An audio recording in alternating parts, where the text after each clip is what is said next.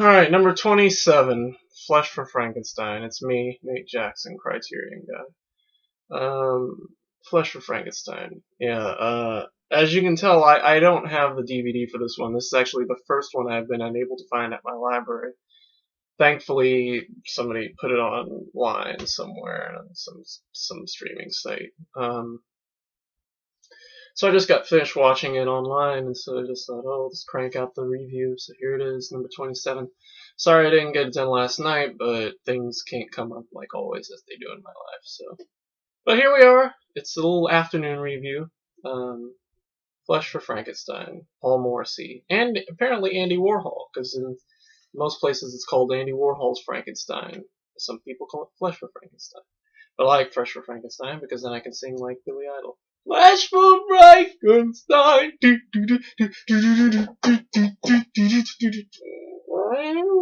Anyway, all right. So basically, it's Frankenstein, except there's sex and blood in it, and there's no villagers with pointy pitchforks and fire torches and stuff like that.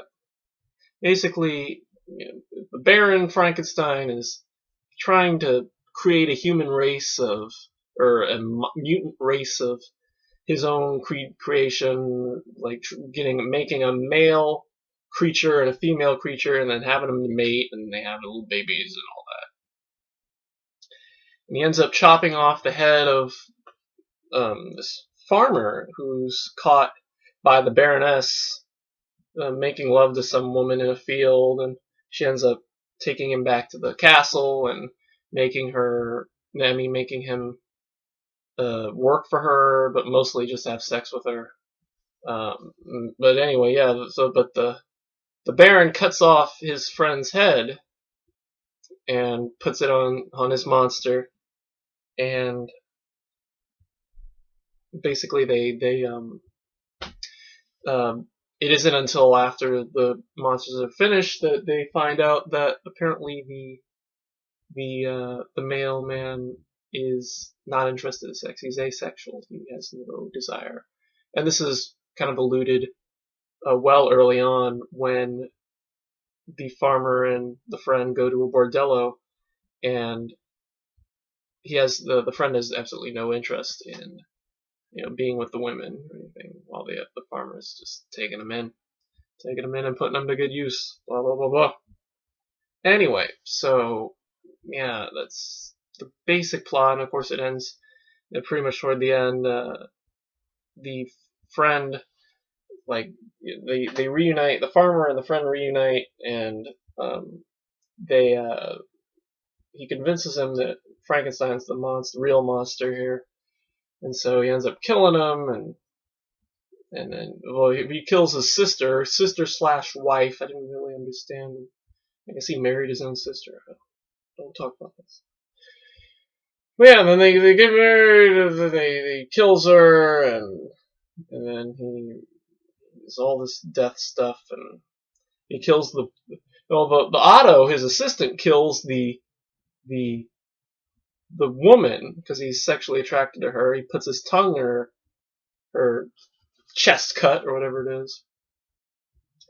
And yeah, he kills her that way because all the stuff comes out and wacky shit. And then he ends up killing, the monster ends up killing Frankenstein, throwing a knife in his stomach, and he has this really stupid, long-winded speech.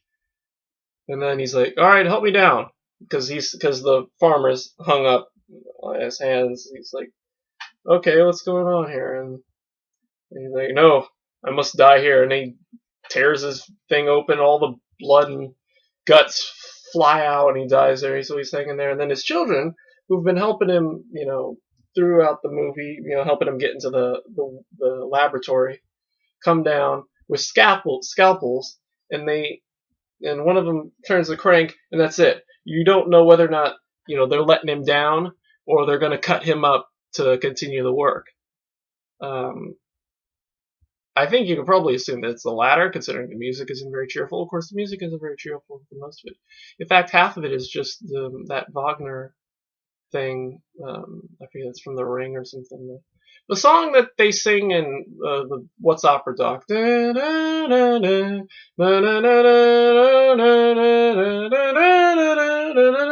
I'm talking about. And yeah, that's basically it. So, I can't really tell, like, how much is Paul Morrissey and how much is Andy Warhol. There's a lot of Andy Warhol, I mean, because of the sex and nudity and all that, you know. And the blood. And the necrophilia. Frankenstein fucks the female monster. Like, don't look, Otto! That was some sick shit. And yeah, it was just kind of lame. A little lame. And for that, I give, let's see, that's all I got, really, so I give it a C minus. No, I give it a C, because it had an overall, it had a story. It had a story, a little graphic at times, a little disturbed. So yeah, I give it a C, because at least it was a little more complete. Definitely a lot more complete than Alphaville.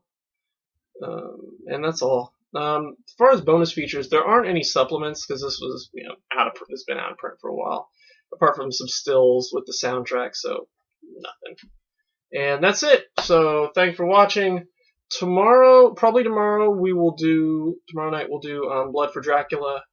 That's another one I don't have DVD, but it's on YouTube, so I'll be watching that. And bonus features are the same. And then after that, I'm gonna be taking that break I've talked to you about. So we'll do, and then yeah, so sometime next month we'll do Picnic at Hanging Rock, M, and Great Expectations, and all that. From there on out. So from the monster and I, thanks for watching, and we'll see you tomorrow for Blood for Dracula. Goodbye.